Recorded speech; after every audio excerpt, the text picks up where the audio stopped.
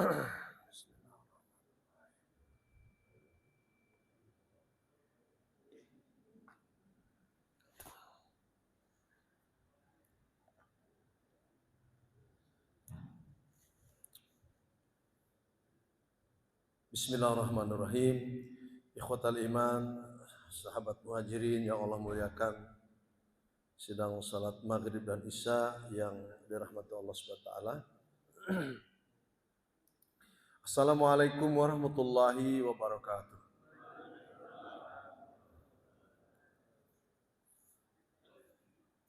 Alhamdulillahi rabbil alamin, wassalatu wassalamu ala asyrafil anbiya'i wal mursalin, Nabiyina Muhammadin wa ala alihi wa sahabati ajma'in.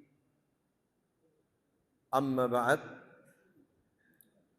Subhanaka la ilma lana illa ma 'allamtana innaka antal alimul hakim wa tub 'alaina innaka antat tawwabur rahim. Allahumma inna na'udzubika min ilmin la yanfa' wa min qalbin la yakhsha' wa min nafsin la tusba' wa min du'ain la yustajabulah. Allahumma inna nas'aluka ilman nafi'a wa rizqan wasi'a wa amalan mutaqabbala.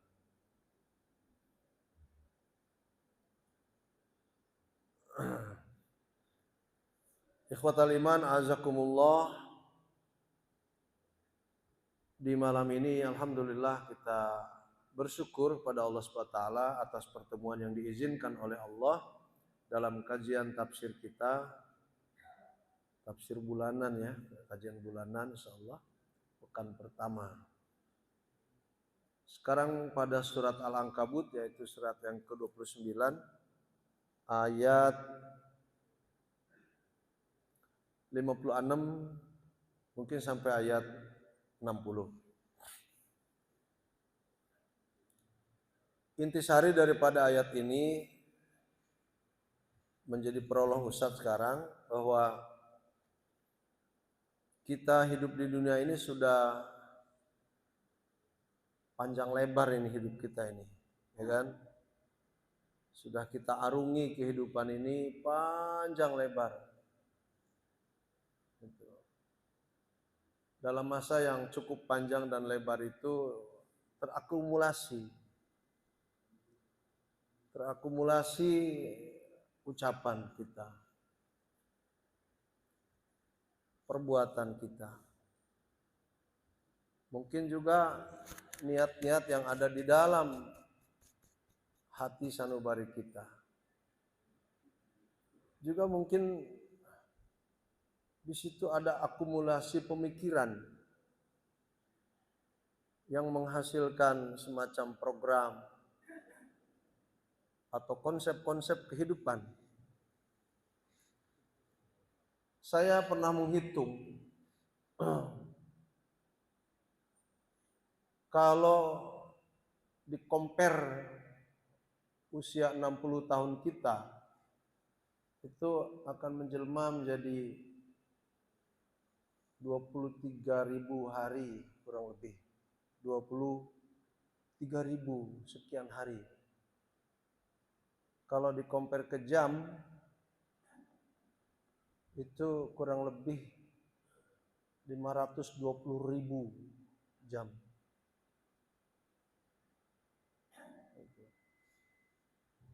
Itu kalau kita hitung pada jam. Nah, disitulah kita mengarungi kehidupan itu. Yang sudah 60 tahun ini ya. Yang lebih ya boleh dihitung di rumah nanti. Yang kurang juga sama. Tapi yang jelas kita sudah panjang lebar ini hidup. Sehingga kalau kita berpikir lebih dalam terhadap begitu panjangnya dan lebarnya kehidupan yang telah kita arungi itu, kekhawatiran kita itu satu yang paling mendominasi. Khawatir kalau dalam hidup itu masih banyak yang mesti kita perbaiki. Dengan kata lain, kalau masih banyak masalah-masalah yang perlu kita perbaiki, makna lain, masih banyak keburukan-keburukan yang ada dalam jiwa kita. Ini yang menjadi masalah. Lalu saya pernah berpikir juga, kalau pikiran ini sama dengan mustami'in jemaah kita ini, bahwa hidup kita ini adalah perantau. Merantau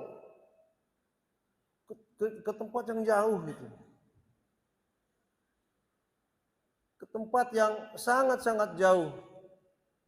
Dalam perantauan itu kebanyakan perantau itu tidak, kesehariannya tidak bisa dilihat oleh anak istri,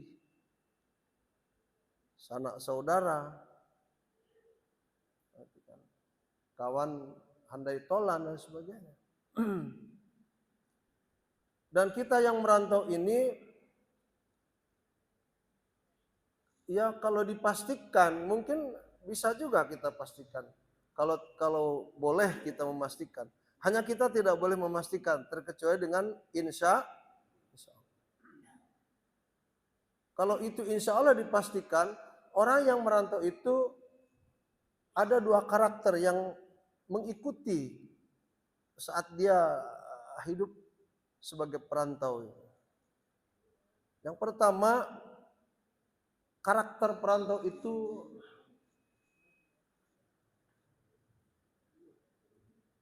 ini bunyi terus ini.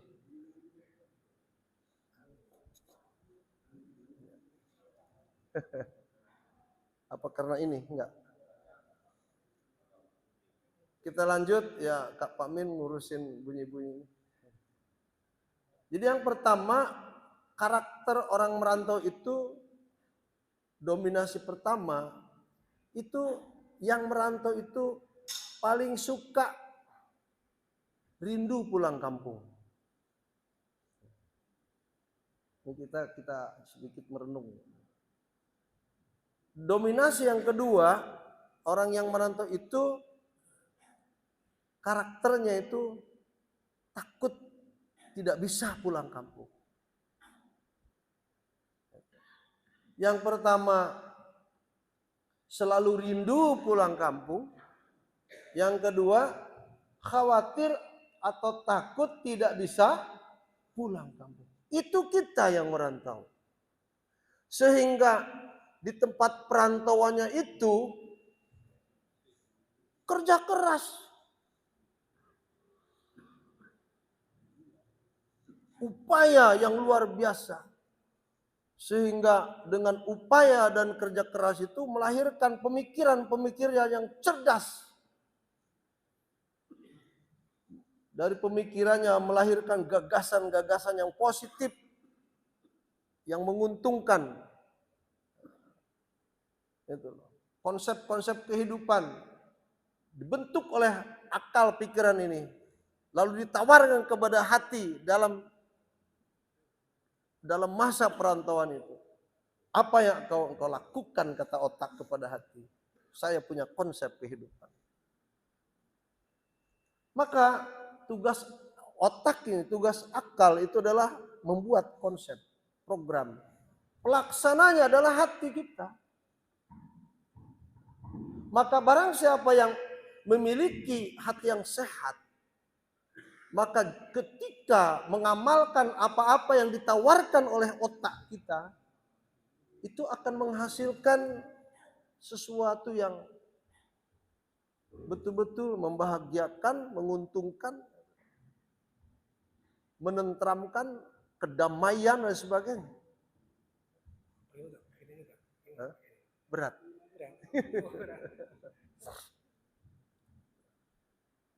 Tapi manakala hati ini ketika salah mencerna tawaran daripada akal kita,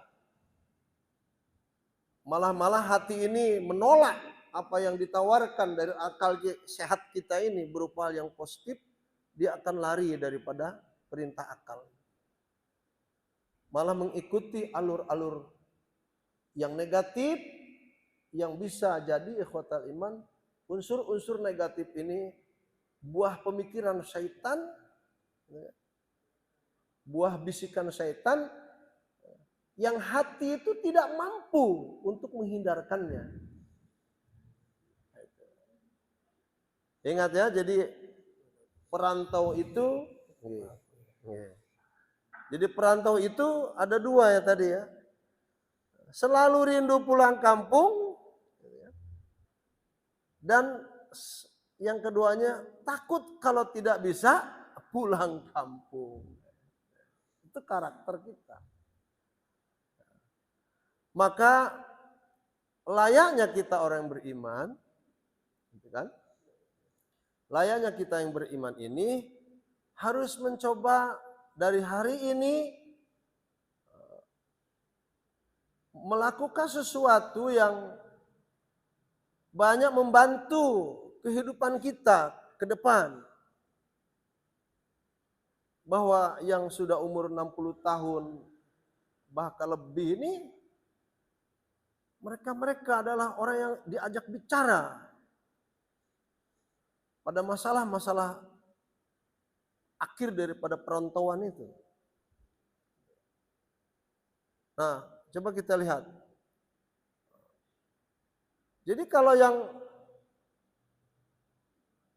orang-orang merantaunya itu, subhanallah azim, yang tadinya kerja keras, banting tulang, istilahnya banting tulang ya.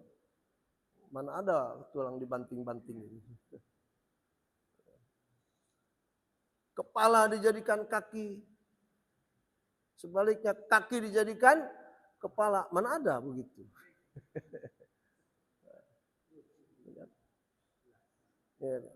Kirata, kira-kira tapi nyata. Jadi orang perantau itu memang seharusnya seperti itu. Dalam perantauannya khawatir dia tidak bisa pulang kampung, akhirnya dia bekerja keras. Mengumpulkan materi yang ketika sudah lama dalam perantauan itu dilakukannya, ada yang 30 tahun, 40 tahun, 50 tahun, 60 tahun, satu saat dia harus memenuhi rasa rindunya kepada kampung halaman.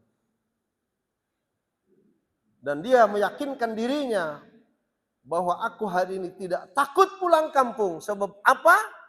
Aku telah mempersiapkan diri dengan perbekalan selama dalam perantauan.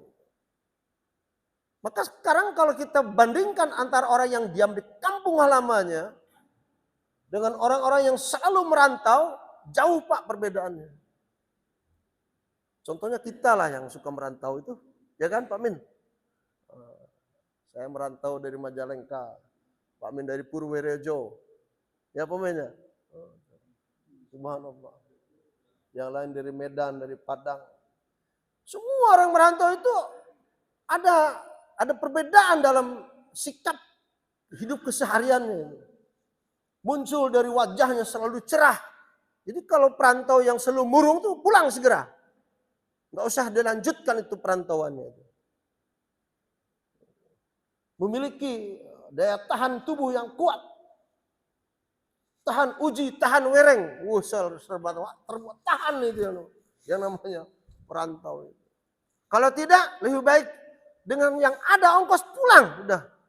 Lebih manfaat di kampung halaman ketimbang menjadi perantau. Karena apa? Karena ketika dia betul-betul menepati rasa rindunya tentang pulang kampung. Dan dia tidak merasa takut untuk tidak bisa pulang kampung dengan persiapan tadi. Di sana dia akan beli rumah. Di sana akan dia beli beberapa petak lahan tanah sawah. Kebun, bisa kolam ikan. Dia bangun juga peternakan domba, ya kan?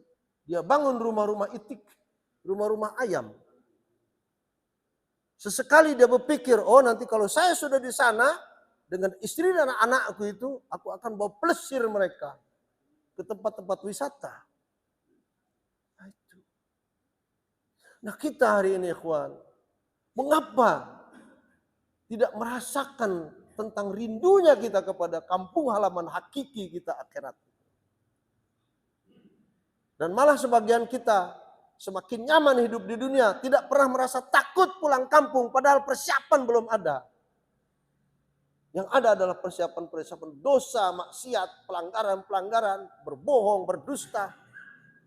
Na'udzubillah min dzalik. Oleh karenanya, layaknya kita yang akan pulang kampung ini berbenah diri.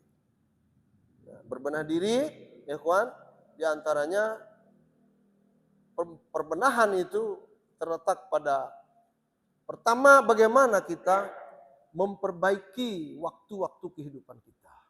Ini tugas. Jadi masa yang tinggal sebentar ini, bagaimana kita memanfaatkan untuk memperbaikinya waktu-waktu kehidupan kita yang tersisa. Nah, para alim ulama memberikan arahan untuk sebaik-baiknya memperbaiki kehidupan itu adalah pertama dengan apa? Dengan zikir kepada Allah SWT. Dalam sebuah ayat Allah katakan, "Wadhkurisma rabbika bukratan wa asila." Dan hendaklah kalian selalu zikir kepada Rabb kalian, Allah. Kapan zikirnya itu? Bukratan wa asila. Bukroh kata orang Arab dimaknakan pagi, asil adalah petang. Atau dimaknakan oleh ulama lain tentang bukroh dan asil ini, bukroh adalah waktu maghrib, asil adalah waktu isya. Maka berapa banyak kita yang duduk, menyanggupi duduk-duduk untuk zikir pada Allah dari semenjak sholat maghrib menjelang sholat isya. Tidak cukup dengan itu, ikhwan. Perantau itu harus keras kerjanya. Wa minal lail fasjud lahu wasabbihhu lailan. Tidak cukup dengan hanya berzikir. Namun kita sebagai perantau ini menggunakan ikhwatal iman dari sebagian waktu malam untuk banyak sujud. Makna banyak sujud ini memperbanyak sholat. Fasjud lahu, banyaklah sujud kepada Allah, yaitu salat. Di sini maknanya salat tahajud, salat witir. Salat witirnya Pak Min suka berapa rakaat? Oke? 1. Nah, dulu saya sudah sampaikan di sini tentang fikih salat witir. Salat witir itu boleh 1, boleh 3, boleh 5, boleh 7, boleh 9, boleh 11, boleh 13, dah cukup. Jadi kalau tahajudnya hanya 8, 2 rakaat salam, 2 rakaat salam, witir itu lebih banyak dari tahajud. Nah di sini wa minal lail fasjud lahu wasabbihu lailan tawila. Dari sebagian malam coba perbaiki waktu-waktu kehidupanmu itu dengan banyak salat, sujud kepada Allah. Dan dari potongan-potongan malam yang panjang, mencoba bibirmu selalu dibasahi dengan tasbih kepada Allah Subhanahu wa taala. Maka kita lihat gambaran kita hidup itu ada yang bangun dari jam 1 sudah ada yang sanggup ya Pak Min. Nah, itu yang bangun jam 1 itu mereka harus beramal soleh. Forwardkan itu ke kawan-kawan. Siapa tahu belum bangun. Maka dulu kita punya program kampanye. Kita punya program dulu membangunkan tahajud bagi kawan-kawan. Itu dulu program tahun 2000 berapa itu gitu. Harus lakukan lagi. Ada sebagian kita yang bangunnya jam 2, jam 3, jam 4. Bahkan bangunnya saudara-saudara kita ini ada yang 15 menit menjelang azan subuh dikumandangkan. Tidak mengapa 2 rakaat tahajud, 1 rakaat witir. Tidak ada masalah. Ketimbang banyak tidak ikhlas. Lebih baik sedikit, jangan juga tidak ikhlas. Banyak tidak ikhlas, sedikit tidak ikhlas. Bagaimana itu? Lebih baik banyak ikhlas dan sedikit ikhlas. Itu amaliah kita. Nah inilah ikhwan harus kita pikirkan bersama tentang kondisi kita nih. Analogi kita adalah analogi pulang kampung. Seorang yang akan pulang kampung itu perlu banyak ongkos. Apalagi kampung halamannya jauh. Papua sana ongkosnya berapa? Aceh. Ya Allah. Kemarin Ustaz Idul Adha di apa itu? Kalimantan Timur itu. Kaltim. Pupuk apa? Kaltim itu.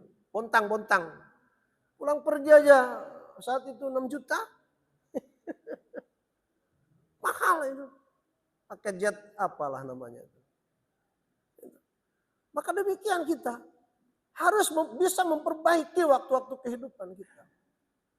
Dan juga ikhwan, orang yang merantau itu dalam amal-amalnya harus kontinuitas, harus ada dawam. Al-mudawamatu ala amalir saleh. Mudawamah atas amal-amal soleh. Mudawamah itu continue dalam melakukan amal-amal soleh. Betapapun sedikit. Continue itu. Ketimbang sekali memberi 4 tahun nggak pernah beri. Lebih baik sedikit. Akan lebih terasa. Terutama sekali al-mudawamah ala amalil khair. Rutinitas kita dalam amal soleh itu yang paling sangat-sangat bermanfaat adalah pada unsur infak dan sedekah. Orang-orang kelak di akhirat banyak yang berteriak, qala rabbirji'un, kembalikan aku ya Allah ke dunia. Kenapa mereka minta dikembalikan ke dunia? Karena mereka ingin melakukan infak dan sedekah. Nah sebelum itu terjadi, banyaklah melakukan terobosan infak dan sedekah. Yang berikutnya ikhwan, kita sebagai perantau ini harus banyak bertaubat atas perbuatan dosa yang kita lakukan. Karena orang yang bertaubat itu ikhwan, kalau haji saja, pulang ke rumah, kalau hajinya mabrur, laisa lahul jaza ilal jannah. Tidak ada ganjaran buat orang yang haji mabrur terkecuali surga. Bahkan kata Rasulullah SAW, mereka yang pulang haji mabrur itu persis seperti bayi yang baru dilahirkan. Tidak pernah membawa dosa. At-taibu minadz-dzambi kaman la dzambalah. Orang yang bertaubat dari dosa, dia seakan-akan tidak pernah memiliki dosa. Ini orang yang pulang, yang perantau itu harus sanggup selalu berdekat-dekat dengan Allah melalui istighfar. Tubaliman wujida fi sahifatihi istighfaran katsira. Hadis ini berulang saya sampaikan. Betapa bahagianya seseorang hamba Allah yang ketika dijumpai catatan amalnya itu semuanya istighfar. Lembaran ke-70 istighfar, ke-71 istighfar. Yang tadinya lembaran kelima aja istighfar. Terus sampai habis istighfar. Bahagia orang kayak begitu. Nah, ini himbauan bagi perantau-perantau ini. Dan kita dalam merantau harus menjadi perantau ulung. Kalau enggak, jangan menjadi perantau. Perantau ulung ini memiliki ketahanan pribadi. Apa ketahanan pribadi sebagai modalnya itu? Akhlakul karimah ternyata. Oh, dasar perantau. Mereka memiliki modal yang paling unggul, yang paling populer dalam kehidupannya untuk perantau itu. Bagaimana mungkin seorang perantau tidak memiliki akhlakul karimah? Lawang dia akan hidup di tengah-tengah orang yang bukan saudaranya. Dia akan hidup di tengah-tengah masyarakat yang dia tidak pernah mengenal sebelumnya. Dia bukan saudara, dia bukan ayah, dia bukan paman, dia bukan bibi. Bagaimana kalau tidak berakhlak? Maka perantau ulung ini ditempa dalam kehidupannya harus memiliki akhlakul karimah. Dan Rasulullah SAW menggambarkan tentang akhlakul karimah ini, laisa syai'un athqalu fil mizan, Pak Min. Laisa syai'un athqalu fil mizan min husnil khuluq. Tidak ada timbangan amal soleh anak Adam yang dapat lebih berat daripada akhlakul karimah. Dasar. Dari ucapan, enak didengar oleh telinga. Dari perbuatan, insya Allah, menyenangkan yang memperhatikannya. Dari, apalah istilahnya, perbuatan-perbuatan lain bisa menghadirkan kedamaian pada orang-orang. Itu akhlakul karimah. Dan ingat bahwa surga kelak banyak dihuni bukan oleh ulama. Surga Allah SWT itu dihuni bukan oleh orang-orang yang memiliki banyak ilmu. Kalau mereka itu membahayakan diri dan masyarakatnya dengan ilmu. Tapi justru penghuni surga itu kebanyakannya adalah yang berakhlak mulia. Akhlak mulia itu di mana letaknya? Ketika ibunda kita ditanya, Aisyah radhiyallahu anha ditanya oleh para sahabat, wahai bunda al-mukminin, bagaimana akhlaknya Rasulullah sallallahu alaihi wasallam itu? Kana khuluquhul Quran. Kana khuluquhul Quran. Kalau kamu bertanya tentang bagaimana akhlaknya Rasulullah SAW, Rasulullah SAW itu akhlaknya adalah Al-Quran. Jadi kita harus memiliki akhlak dari Al-Quran. Tidak jauh. Nah itu. Itulah modal perantau yang ulung. Bagaimana kalau dia tidak memiliki akhlak dan tidak menjadi perantau ulung, menjadi perantau cemen istilahnya. Akhirnya perantau-perantau cemen ini apa pekerjaannya? Ya itulah menipu, berkhianat, karena dia tidak memiliki patokan akhlak. Bahkan Allah yang menciptakannya dibenci. Al-Qur'annya dibakar. Hidupnya ingin serba bebas. Mencampur adukan antara yang hak dengan yang batil adalah perbuatannya. Mereka tidak akan pernah beriman kepada hari akhirat. Itu hasil daripada pendidikan sekuler mereka. Yang memisahkan antara dunia dan akhirat. Agama dan hukum Allah SWT. Ini ya ikhwan. Oleh karenanya malam ini Al-Ankabut ayat 56 semoga mencukupi. Kita akan bongkar. Ya ibadiyalladzina amanu inna ardi wasi'ah. Fa iyaya fa'budun. Wahai hamba-hambaku yang beriman, sungguh negeriku sangat luas. Sungguh negeriku sangat luas. Fa iyaya fa'budun, maka hanya kepadakulah kalian beribadah. Ayat ini menggambarkan pada kita, jika kita memang tidak bisa hidup pada satu tempat, ibadah kita lemah, ekonomi kita memble, apalagi kesehatan kita semakin buruk. Kita tidak bisa menata kehidupan yang akan datang. Itu menandakan harus hijrah itu, Pak. Menandakan orang itu sudah tidak cocok hidup di situ. Cari tempat yang cocok buat dia. Ini perintah Allah. Maka tafsirnya, ya ibadiyalladzina amanu, Ibnu Katsir mengatakan, hadza amrun minallahi ta'ala li ibadihil mu'minin bil hijrati minal balad alladzi la yaqdiruna fihi ala iqamatid din ila ardillahil wasi'ah haitsu yumkinu iqamatad din. Subhanallah. Ayat ini perintah kepada kita orang beriman untuk meninggalkan satu tempat yang tidak kondusif, memilih satu tempat yang lebih kondusif. Gitu loh. Yang pertama tidak kondusif karena hukum Allah tidak hidup. Gitu. Hukum Allah dimandulkan atau dikebiri, maka cari tempat yang kira-kira saat hidup di sana itu hukum Allah itu ditegakkan. Nah di Indonesia bagaimana? Hukum Allah ditegakkan apa enggak? Enggak. Yuk kita hijrah yuk. Kemana hijrahnya Pak Min? Ke Gunung Kidul. Di sana juga Sami Mawon. Ini arti hijrah. Artinya hijrah itu dari buruk ke baik, itu saja awal. Persoalan hukum Allah itu bagi orang-orang yang memang memiliki amanat-amanat tertentu yang hukum itu ada di pundak mereka. Kenapa kita harus pindah? Karena kata Ibnu Katsir, bi an yuwahhidullaha wa ya'buduhu kama amarahum.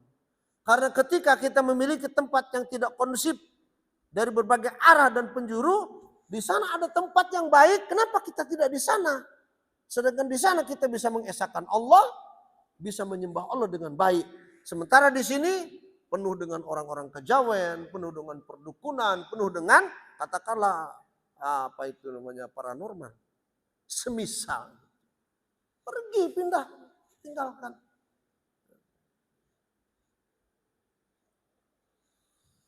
Dan Rasulullah SAW mengatakan, al-biladu biladullahi wal ibadu ibadullah. Fahaisuma asabta khairan fa'akim. Itu kata Rasulullah SAW. Negeri dunia ini negeri Allah, milik Allah. Alam raya yang Allah ciptakan itu milik Allah SWT. Kemudian hamba Allah yang hidup di negeri yang Allah ciptakan itu adalah hamba Allah. Allah beri kebebasan. Fahaisuma asabta khairan fa'akim. Maka di mana saja kalian mendapatkan tempat yang cocok untuk kamu hidup, pilih tempat itu. Bikin rumah di situ. Tentunya melalui kerja keras tadi. Ini ada bantahan kepada ada orang yang mengatakan bahwa agama Islam itu bukan dari Indonesia, tapi agama Islam itu adalah dari Arab. Dia adalah penjajah di sini. Dia adalah pendatang. Layaknya pendatang dia harus menyesuaikan dengan adat istiadat yang ada di sini. Itu ada orang bilang begitu. Kita akan jawab. Islam itu adalah milik alam yang Allah telah ciptakan. Ketika Islam ini ada di Amerika, apakah Islam itu tiba-tiba menjadi penjajah untuk orang Amerika? Enggak. Ketika Islam itu ada di Australia, di Afrika, di Eropa, bahkan di Asia, apakah serta-merta Allah menurunkan agama itu untuk sebagai penjajah? Tidak. Justru ketika Allah menciptakan alam raya, lalu diturunkannya agama Islam itu bukan pendatang. Agama Islam itu adalah pribumi yang harus kita hormati. Dia yang akan mempengaruhi adat istiadat yang tidak baik, bukan sebaliknya. Karena dia pribumi. Islam itu pribumi, karena bumi itu milik Allah. Itu al-bilad biladullah. Hamba yang ada di bumi itu hamba Allah yang akan Allah berikan nikmat menetap di bumi. Ajarannya adalah Islam. Islam bukan pendatang. Islam itu pribumi, saudaraku. Maka orang yang mengatakan gitu, sebetulnya ini yang nggak bermain. Kita nggak usah sebutkan namanya. Sedang tidak bermain pola pikirnya. Nah ini ikhwan. Jadi kita seharusnya bisa memilih tempat kehidupan yang cocok buat kita. Kalau dirasa keranggan ini sampai mati pun kita akan husnul khotimah, jangan pindah dari keranggan ini. Toh kuburan dekat dengan kita kan? Ya kan? Nggak usah jauh. Ya kan? Kalau kita berpikir keranggan ini kondusif buat saya sampai anak cucu keberapapun. Mengingat, alhamdulillah setiap bulan ada pengajian. Ya kan? Bahkan per pekan itu ada taklim. Keluarga saya yang akan saya mati pun akan diteruskannya oleh generasi berikutnya. Kalau memang diprediksi keranggan ini dapat menyelamatkan kita untuk husnul khotimah, jangan pindah. Betapapun kita punya kampung halaman, ini sesungguhnya kampung halaman kita. Karena kampung halaman kita yang hakiki adalah yang dapat kampung itu membawakan kita kepada kenikmatan surga. Karena di sini kita bisa beribadah pada Allah Subhanahu wa taala yang esa itu. Ini. Dan Allah Subhanahu wa taala menciptakan rezeki tidak hanya pada satu tempat saja.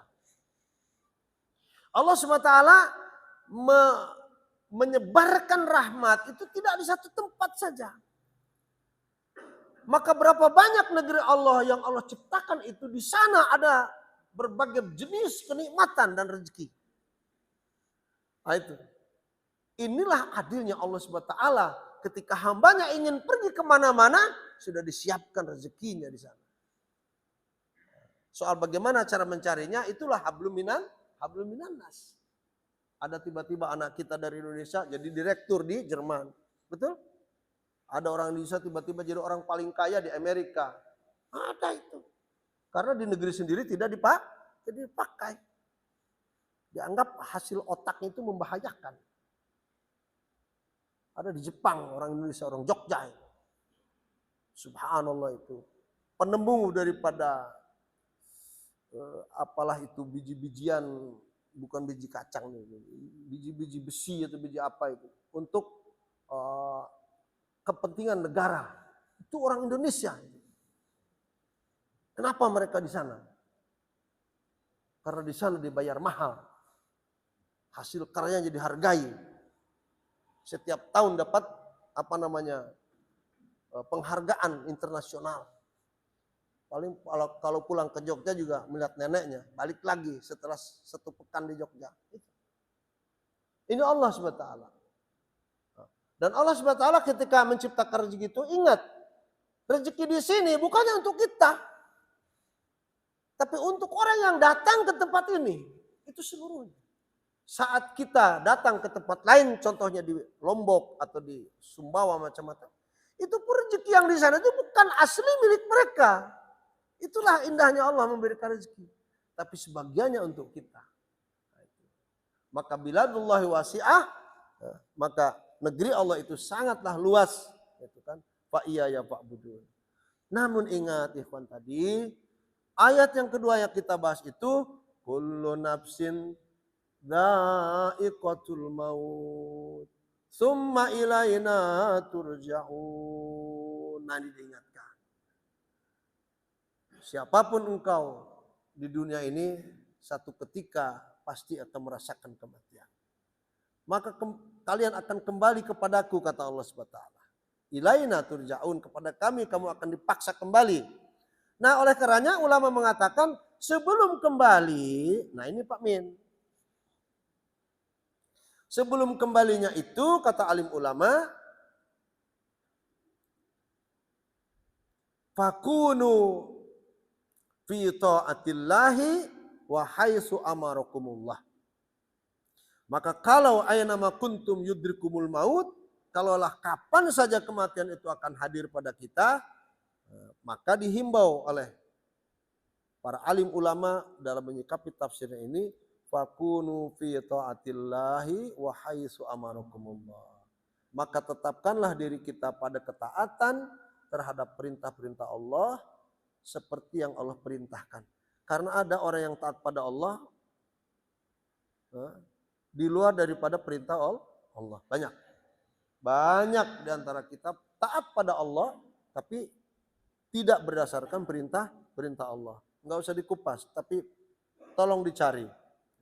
Banyak.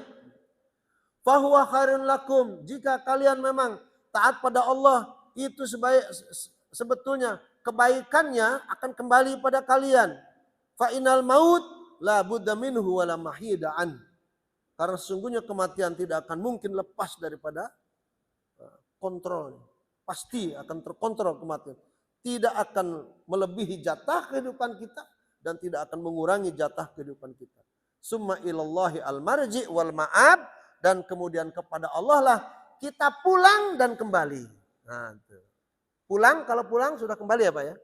Kalau pulang pasti kembali. Kembali kemana kita? Kepada Allah. Nah tadi analogi pulang kampung itulah menjadi modal kita.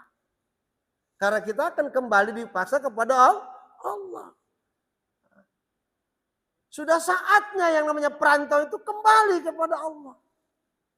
Apa-apa yang tadi menjadi perbekalan dengan kerja keras, hasil pemikiran yang positif, Allahu Akbar, dibawa serta kembali pulang kepada Allah Subhanahu wa taala. Nah, kalau sudah pulang ke sana bagaimana Pak? Itu tadi bisa kita beli rumah, bisa kita beli sawah, ya Pak Min ya. Bisa kita beli kolam ikan. Di sana apa kata Rasulullah SAW? Bagian kembalinya dengan modal banyak. Di sana itu telah Allah siapkan istana-istana buat mereka. Bahkan satu istana yang dulu saya sampaikan, istana di sana itu dari luar apa-apa yang ada di dalamnya itu bisa dilihat. Dan saat kita sudah ada di dalamnya, semua apa yang di luar bisa dilihat dari dalam. Tembus pandang, termasuk bidadarinya tembus pandang. Nah, asal jangan di dunianya. Kalau sekarang ibu-ibu tembus pandang bagaimana? Yang menjadi repot saya. Ya kan?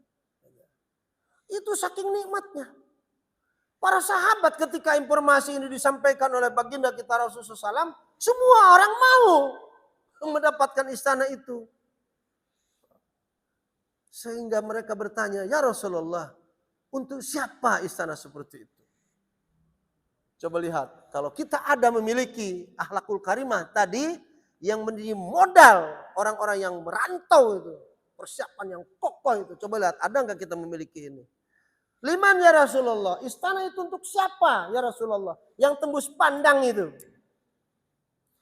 Kata Rasulullah SAW,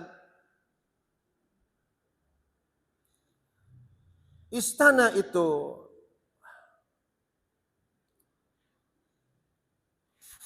a'adahallahu ta'ala, disiapkan oleh Allah SWT. Pertama, liman at'amat ta'am. Subhanallah. Liman at'amat ta'am. Yaitu bagi orang-orang yang selalu senang memberikan makanan pada yang membutuhkan. Itu yang pertama. Apalagi sekarang kita akan menghadapi bulan suci Ramadan. Allahu Akbar. Gemarlah kita mencari peluang untuk kita titipkan pada yatim piatu, fakir miskin, anak yatim, makanan untuk mereka. Yang kedua, istana kayak begitu kata Rasul, Allah peruntukkan bagi wa atobal kalam, dan yang ketika dia berbicara, pembicaranya itu enak didengar oleh telinga. Menyenangkan hati. Membuat semangat hidup. Karena penuh nasihat dan arahan. Bukan penuh cacian dan makian. Itu yang kedua Pak Min. Wa atobal kalam. Yang kalau berbicara, subhanallah. Kita rasa-rasanya enggan berpisah dengan orang yang begitu. Perkataannya indah. Ya enak gitu dengar. Susunan kata-katanya pun luar biasa. Mengandung estetika bahasa. Yang ketiga ikhwan. Istana seperti itu kata Rasulullah SAW. Wataba'as salata wasyam. Yaitu mereka-mereka yang akan mendapatkan istana itu. Yaitu mereka yang selalu dawam. Sholat. Apakah wajib atau sunnah. Dan puasa. Apakah itu wajib atau sunnah. Yang keempat Pak Min. Wa qama bil laili wan nasu niyam, dan untuk mereka yang ketika malam datang digunakannya sebagian malam itu untuk tahajud, untuk witir di malam itu saat manusia kebanyakan mendengkur tidur. Allahu Akbar. Nah 4 syarat ini kalau ada pada diri kita, besok kita meninggal dunia, nggak usah pusing. Yang pusing siapa kira-kira? Ya kan? Yang pusing atasan kita mencari pengganti. Siapa yang menggantikan orang jujur ini kan? Sedangkan orang jujur itu jarang. Yang pusing atasan kita. Ini pengganti orang baik ini siapa nih? Karena orang baik itu jarang di kantor-kantor pemerintah ini kan. Mau cari kemana nih? Pesantrennya mau dibubarkan. Dari para kiai, para ajengan, mereka kolot. Ketinggalan zaman katanya. Padahal kejujuran ada pada kalangan mereka. Kedamaian, ketentraman ada pada kalangan kiai dan ajengan. Kenapa kantor-kantor di Jakarta tidak penuh dengan mereka? Dan ketika mereka menduduki jabatan tidak gila dengan uang, Pak. Nah ini. Berapa menit lagi, Pak Min? 33 ya? 34? Oke.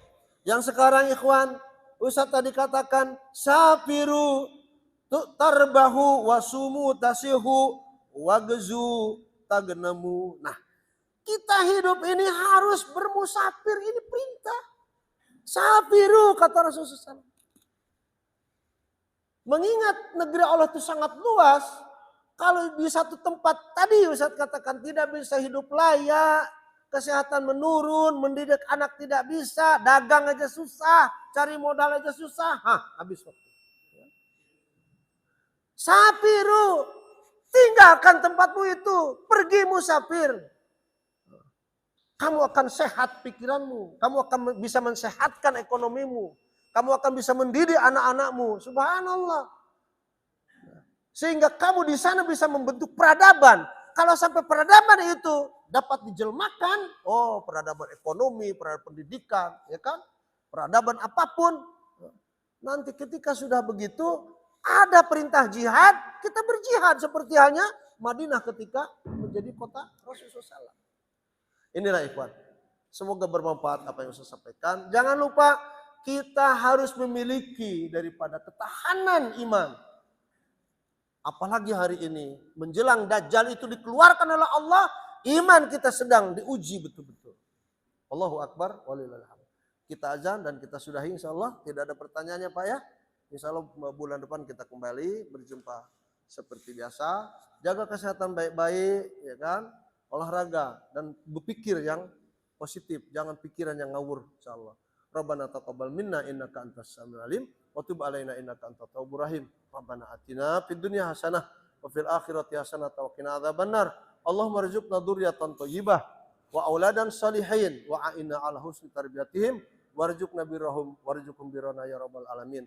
Rabbana atina fid dunya hasanah wa fil akhirati hasanah wa qina adzabannar. Subhanakallahumma wa bihamdika asyhadu an la ilaha illa anta astaghfiruka wa atubu ilaik. Wa sallallahu ala nabiyyina Muhammadin wa ala alihi wa sahbihi wa sallima tasliman katsira. Assalamualaikum warahmatullahi wabarakatuh.